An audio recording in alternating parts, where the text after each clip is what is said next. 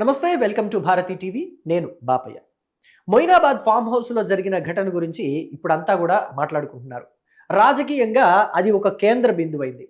Moinabad form హౌస్లో drugs తీసుకుంటున్నట్టుగా Telangana eagle టీంకి information అందటంతో eagle team అక్కడికి వెళ్ళింది. ఆ రైడ్లో బీఆర్ఎస్ పార్టీకి చెందిన మాజీ ఎమ్మెల్యే పైలట్ రోహిత్ రెడ్డి, అలాగే తెలుగుదేశం పార్టీకి చెందిన MP, Eluru MP, Telugu Desam party నేత పుట్టా మహేష్ యాదవ్ కూడా పట్టుబడ్డారు. సో అయితే అక్కడ పట్టుబడినంత మాత్రాన, అక్కడ ఉన్నంత మాత్రాన వాళ్ళు డ్రగ్స్ తీసుకుంటున్నట్టు అవుతుందా? అయితే డ్రగ్స్ తీసుకున్నారా లేదా ఎలా తెలుస్తుంది? టెస్టులు చేస్తే తెలుస్తుంది. అయితే యూరిన్ టెస్ట్ చేయాలి లేదా బ్లడ్ టెస్ట్ చేయాలి. ఈ టెస్టులు చేస్తే వాళ్ళు డ్రగ్ ఎడిక్ట్సా కాదా, డ్రగ్స్ తీసుకున్నారా లేదా అనే విషయం తేటతెల్లమవుతుంది. సో అయితే అక్కడ యూరిన్ ర్యాపిడ్ టెస్ట్ చేశారు. ఎప్పుడైతే పోలీసులు అక్కడికి వెళ్ళి రైడ్ చేసి పట్టుకున్నారో అక్కడ ఉన్న వాళ్ళందరికీ కూడా యూరిన్ ర్యాపిడ్ టెస్ట్ చేస్తే మహేష్ కుమార్ యాదవ్కి నెగిటివ్ వచ్చింది. కానీ కొన్ని గంటల తర్వాత ఆయన కూడా డ్రగ్స్ తీసుకున్నట్టు, ఆయన బ్లడ్ టెస్ట్ చేస్తే ఆయనకి పాజిటివ్ వచ్చినట్టుగా తెలంగాణ పోలీసులు నిర్ధారించారు. ఇదంతా కూడా ఒక నాటకీయ పరిణామంలో జరిగిందని, దీంట్లో కుట్రకోణ దాగి ఉంది అని చెప్పేసి మహేష్ కుమార్ మాట్లాడుతున్నారు. ఆయన ఇప్పుడు ఆయన తరఫున సోషల్ మీడియాలో కూడా ఇదే హల్చల్ చేస్తుంది. అసలు ఏం జరిగింది ఆ రోజు అనేది కనుక మనం ఒక్కసారి చూస్తే, వీళ్ళంతా మొయినాబాద్ ఫామ్ హౌస్లో ఉన్నప్పుడు బీఆర్ఎస్ నాయకులు, కొంతమంది బిజినెస్ పీపుల్, అలాగే తెలుగుదేశం పార్టీ ఎంపీ మహేష్ కుమార్ యాదవ్ వీళ్ళంతా కూడా మొయినాబాద్ ఫామ్ హౌస్లో ఉన్నప్పుడు సడన్గా పోలీసులు వచ్చారు. వాళ్ళంతా కూడా ఎక్కడికి వెళ్ళొద్దు, నుంచోవాల్సిందే, మేము టెస్టులు చేస్తామని చెప్పేసి అన్నారు. వాళ్ళందరి దగ్గర యూరిన్ శాంపిల్ కలెక్ట్ చేశారు. ర్యాపిడ్ యూరిన్ టెస్ట్ చేశారు. చేస్తే మహేష్ కుమార్కి మాత్రం నెగిటివ్ వచ్చింది, మిగతా కొంతమందికి పాజిటివ్ వచ్చింది. సో ఈ క్రమంలో అక్కడ డిఎస్పీ ఉన్నారు, చేవెళ్ళ డిఎస్పీ. ఆయన ఏమన్నారంటే, మహేష్ గారు మీకు నెగిటివ్ వచ్చింది, ఒక 10 to 15 minutes నార్మల్ ఫార్మాలిటీస్ ఉంటాయి కదా, అవి కంప్లీట్ చేసేసి మిమ్మల్ని ఒక 10 minutesలో పంపించేస్తామని కూడా చెప్పారు. సో వెళ్ళిపోదాం కదా అని చెప్పేసి మహేష్ యాదవ్ అనుకున్నారు. కానీ ఈలోపే ఎస్పీ వచ్చారు. ఈగల్ టీమ్ ఎస్పీ గిరిధర్ అక్కడికి ఎంటర్ అయ్యారు. ఆయన ఎంటర్ అయిన దగ్గర నుంచి కూడా మొత్తం సీన్ అంతా మారిపోయింది అని చెప్పేసి తెలుస్తుంది. ఆయన ఈ యూరిన్ టెస్ట్ శాంపిల్స్కి సంబంధించి ఆ డీటెయిల్స్ అన్ని కూడా చూశారు. ఎవరెవరు ఉన్నారు ఇక్కడ అనేది పరిశీలించి ఒక ఫోన్ కాల్ మాట్లాడారు ఆయన. ఆ ఫోన్ కాలే మొత్తం అంతా మార్చేసింది, సీన్ అంతా కూడా ఇంకా రివర్స్ చేసేసింది. ఆయన నెగిటివ్ వచ్చింది, వెళ్ళిపోదాం అనుకున్న వ్యక్తిని కూడా పాజిటివ్ వచ్చేసి అక్కడ ఇరుక్కుపోయేలాగా చేసింది అని చెప్పేసి అంటున్నారు. So eagle team SP Giridhar ఒక ఫోన్ కాల్ మాట్లాడారట. అక్కడ తలసాని శ్రీనివాస్ యాదవ్ అల్లుడు కూడా ఉన్నాడు అని చెప్పేసి అవతలి వ్యక్తికి చెప్పారు. ఆ అవతలి వ్యక్తి ఎవరు అనేది తేలాలి. సో దీని మీద ఎంక్వైరీ వేస్తే ఖచ్చితంగా తేలే అవకాశం కూడా ఉంటుంది. సో కాబట్టి తలసాని శ్రీనివాస్ యాదవ్ అల్లుడు ఉన్నాడు అని చెప్పేసి చెప్పిన తర్వాత ఈగల్ టీమ్ ఎస్పీ గిరిధర్ కొన్ని మార్పులు చేర్పులు చేశారు. అంటే ఈ టెస్ట్ చేశారు కదా, ర్యాపిడ్ యూరిన్ టెస్ట్ చేశారు కదా, ఆ టెస్ట్ సరిపోదు, వీళ్ళకి బ్లడ్ టెస్ట్ కూడా చేయించాలి అని చెప్పేసి మహేష్ కుమార్ యాదవ్తో పాటు మిగతా వాళ్ళందరినీ కూడా ఎర్రగడ్డ ప్రభుత్వ ఆసుపత్రికి తీసుకెళ్లారు. మరి ఎర్రగడ్డ ప్రభుత్వ ఆసుపత్రికి బ్లడ్ టెస్ట్ కోసం తీసుకువెళ్తే మహేష్ కుమార్ దగ్గర బ్లడ్ శాంపిల్ తీసుకోవాలి కదా, కానీ తీసుకోలేదు. మళ్ళీ అక్కడ కూడా యూరిన్ టెస్టే చేశారు. 11 మందినేమో తీసుకువెళ్లారు. మొత్తం అందరి దగ్గర నుంచి యూరిన్ శాంపిల్ తీసుకొని టెస్ట్కు పంపించారు. అందరి యూరిన్ శాంపిల్స్ ఒకవైపు వెళితే ఈయనదొక్కడదే, మహేష్ కుమార్ యాదవ్ ఒక్కడదే మరోవైపు వెళ్ళింది.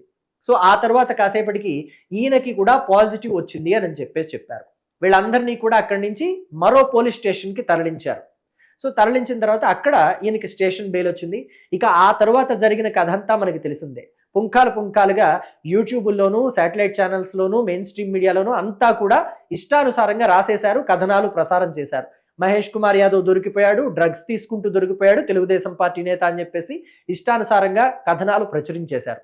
అయితే ఏకంగా ఆంధ్రప్రదేశ్ మాజీ ముఖ్యమంత్రి, వైఎస్ఆర్ కాంగ్రెస్ పార్టీ అధినేత జగన్మోహన్ రెడ్డి కూడా ఏమన్నారంటే, అసలు దేశవ్యాప్తంగా నేనెప్పుడూ చూడలేదు ఒక ఎంపీ డ్రగ్స్ తీసుకుంటూ దొరికిపోవడం అని చెప్పేసి చెప్పారు.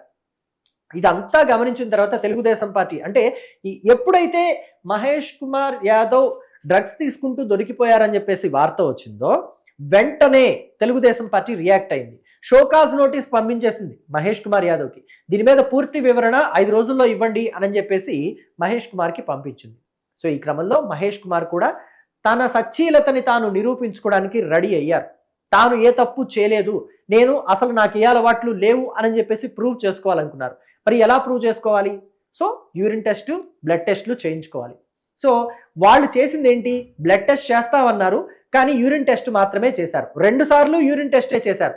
First time rapid urine test చేశారు. ఆ తర్వాత మళ్ళీ ఎర్రగడ్డ ప్రభుత్వ ఆసుపత్రికి తీసుకువెళ్ళి అక్కడ కూడా యూరిన్ టెస్టే చేశారు.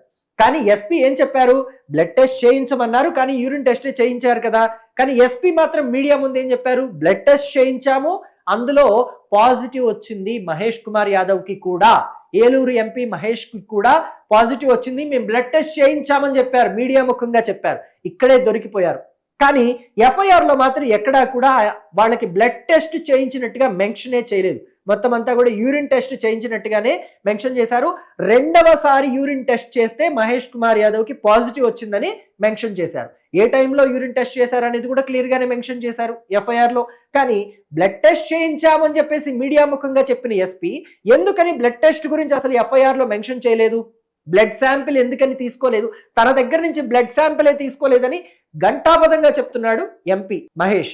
మరి ఏం జరిగింది అంటే ఇక్కడ కుట్రకోణం దాగి ఉందనుకోవాలా లేదనుకోవాలా? మీ అభిప్రాయాన్ని కమెంట్ బాక్స్లో చెప్పండి.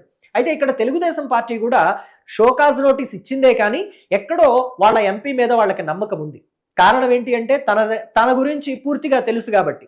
తెలుగుదేశం పార్టీ అధినేతకి అలాగే లోకేష్కి కూడా మహేష్ గురించి పూర్తిగా తెలుసు కాబట్టి. ఇక్కడ మనం ఒక విషయం మాట్లాడుకోవాలి. మహేష్ ఆరోగ్యానికి సంబంధించిన విషయాలు ఏంటంటే ఆయనకి ఈ మధ్యనే స్టెంట్ కూడా వేశారు. స్టెంట్ వేసిన వ్యక్తి ఎక్కడైనా డ్రగ్స్ తీసుకుంటే అతని ఆరోగ్య పరిస్థితి ఎలా ఉంటుంది, అతను ఉంటాడా పోతాడా అనేది మీరే కమెంట్ బాక్స్లో చెప్పండి. స్టెంట్ అంటే హార్ట్కి స్టెంట్ వేసిన వ్యక్తి డ్రగ్స్ తీసుకుంటే పరిస్థితి ఏమవుతుంది అనేది మీలో ఎవరైనా మెడిసిన్ చదువుకున్న వాళ్ళు లేకపోతే మెడిసిన్ పట్ల అవగాహన ఉన్నవాళ్ళు తెలిస్తే మెన్షన్ చేయండి కమెంట్ బాక్స్లో. అలాగే స్టెంట్ వేశారు కాబట్టి అతనికి మొదటి నుంచి స్మోకింగ్ అలవాటు లేదు, డ్రింకింగ్ అలవాటు లేదని చెప్తున్నాడు. అలాగే స్టెంట్ వేశారు కాబట్టి ఈ మధ్యకాలంలో ఎప్పుడు కూడా అసలు తీసుకోవడానికి ఆస్కారం లేదు, తీసుకోలేదని కూడా చెప్తున్నాడు. సో ఇలాంటి పరిస్థితుల్లో పూర్తిగా ఏ చెడు అలవాట్లు లేకుండా చెడు అలవాట్లు అన్నిటికీ కూడా దురలవాట్లు అన్నిటికీ కూడా దూరంగా ఉన్న వ్యక్తిని తీసుకువెళ్ళి ఈ కుట్రకోణంలో బలి పెట్టారు అని అంటే అసలు ఏం జరుగుతోంది? రాజకీయంగా ఒక కేంద్ర బిందువుగా మార్చేశారు మహేష్ కుమార్ యాదవ్ని పూర్తిగా. వీటన్నిటిని బట్టి చూస్తుంటే నాకు అర్థమవుతుంది రాజకీయంగా బలి చేయడానికి, ఎవరినో బలి చేయడానికి ఇతన్ని కేంద్ర బిందువుగా మార్చుకున్నారా అని నాకు అనిపిస్తుంది. మీకేమనిపిస్తుందో మీ అభిప్రాయాన్ని కూడా కమెంట్ బాక్స్లో తెలియచేయండి. అయితే మహేష్ కుమార్ ఏం చేశారంటే తాను డ్రగ్స్ తీసుకోలేదని చెప్పి ప్రూవ్ చేసుకోవడానికి ఇదిగోండి హైదరాబాద్లో చాలా ఎక్కువ మంది ప్రజలంతా కూడా నమ్మి అక్కడ టెస్టులు చేయించుకునే ల్యాబ్ ఏదైతే ఫేమస్ ల్యాబ్స్ ఉంటాయో వాటిల్లోనే టెస్ట్ చేయించుకున్నారు, యూరిన్ టెస్ట్ చేయించుకున్నారు. డ్రగ్స్ ఏమైనా ఆనవాళ్ళు ఉన్నాయా లేదా అని చెప్పేసి ఆయన కూడా ప్రూవ్ చేసుకోవాలనుకున్నారు. అందుకే అక్కడ యూరిన్ టెస్ట్ చేయించుకుంటే అన్నిట్లో కూడా నెగిటివ్ వచ్చింది. అలాగే ఎటువంటి బ్లడ్ శాంపిల్ తీసుకోలేదు. మరి ఇప్పుడైనా ప్రభుత్వం ముందుకొచ్చి తన బ్లడ్ శాంపిల్ తెలంగాణ ప్రభుత్వమా లేకపోతే సిట్ అధికారులా ఆంధ్రప్రదేశ్ ప్రభుత్వమా ఎవరు వస్తారో రండి బ్లడ్ టెస్ట్ చేయించండి, మీరేమైనా శాంపిల్స్ డ్రగ్ శాంపిల్స్ నా బ్లడ్లో ఐడెంటిఫై చేస్తే చూపించండి, నేను ఏ టెస్ట్కైనా రెడీగా ఉన్నాను, నేను కోర్టుకు కూడా వెళతాను దీని మీద. అసలు పోలీసులు ముందు యూరిన్ టెస్ట్ చేసి దాంట్లో నెగిటివ్ వచ్చిన తర్వాత తనను ఎందుకు వదిలిపెట్టలేదు? అలాగే ఎర్రగడ్డ తీసుకువెళ్లారు, అక్కడ కూడా బ్లడ్ టెస్ట్ చేస్తానని చెప్పి యూరిన్ టెస్టే ఎందుకు చేశారు? అసలు పోలీసులు ఎవరితో ఫోన్లో మాట్లాడారు? అలాగే బ్లడ్ టెస్ట్ చేయకపోయినా చేశారు, బ్లడ్ టెస్ట్ చేశాము అందులో పాజిటివ్ వచ్చింది అని చెప్పేసి SP eagle team SP Giridhar ఎందుకు చెప్పారు మీడియా ముందు? అలాగే బ్లడ్ టెస్ట్ చేశామని ఈగల్ టీమ్ ఎస్పీ చెప్పి కానీ ఎఫ్ఐఆర్లో ఎందుకని మెన్షన్ చేయలేదు చేసినట్టుగా? సో ఇవన్నీ కూడా ఆయన కోర్టు ముందు ప్రొడ్యూస్ చేయాలనుకుంటున్నారు, కోర్టును ఆశ్రయించాలనుకుంటున్నారు, న్యాయస్థానాన్ని ఆశ్రయించి తన సచ్చీలతని నిరూపించుకోవాలనుకుంటున్నారు. తాను ఏ తప్పు చేయలేదని ప్రూవ్ చేసుకోవాలి అని చెప్పేసి మహేష్ మాత్రం గట్టిగా ఫిక్స్ అయ్యారు. మరి ఈ ఉదంతం ఎక్కడికి తీసుకువెళ్తుంది? ఇప్పటి వరకు కూడా వైఎస్ఆర్ కాంగ్రెస్ పార్టీ వాళ్ళంతా కూడా అసలు మహేష్ దొరికిపోయాడు, తెలుగుదేశం పార్టీ నేత ఏలూరు ఎంపీ అడ్డంగా బుక్ అయిపోయాడు డ్రగ్స్ తీసుకుని అని చెప్పేసి వాళ్ళంతా కూడా పెద్ద ఎత్తున సంబరాలు చేసుకున్నారు. కానీ ఇప్పుడు చూస్తే అసలు మొత్తం అంతా కూడా సీన్ రివర్స్ అయినట్టుగా కనిపిస్తుంది. అయితే నింద మాత్రం పడింది, నింద ఎక్కడికి పోదు. ఇక్కడ మనం ఒక విషయం గమనించాలి, మనం ఎక్కడికి వెళ్తున్నాం, ఎవరిని కలవబోతున్నాం, ఎవరిని కలవచ్చు, ఎవరిని కలవకూడదు, కలవాల్సిన ప్లేసెస్ ఏంటి అనేది కూడా చెక్ చేసుకోవాలి. మొయినాబాద్ ఫామ్ హౌస్ ఎలాంటిది అనేది మహేష్ కుమార్ యాదవ్కి తెలియదా? ఒక రాజకీయ నాయకుడికి కొడుకు, మళ్ళీ పైగా ఇంకో రాజకీయ నాయకుడికి అల్లుడు.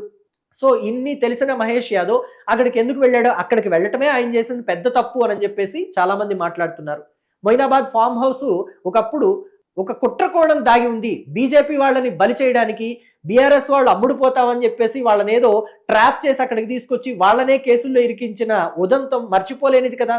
సో తాడి చెట్టు కిందకి వెళ్ళి కూర్చొని నేను పాలు తాగుతున్నాను అని అంటే ఎవరు నమ్మరు, తాగేది కళ్ళే అంటారు.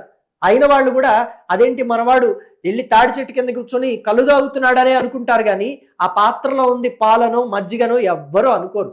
కాబట్టి వెళ్ళకూడని ప్లేస్కి వెళ్ళి ఒక పెద్ద తప్పు చేశాడే తప్ప అతను ఏ తప్పు చేయలేదని చెప్పేసి ఆయన ఫ్యాన్స్ కూడా చెప్తున్నారు. ఇదిగోండి ఫేస్బుక్లో ఎంత పెద్ద పోస్ట్ పెట్టారో చూడండి.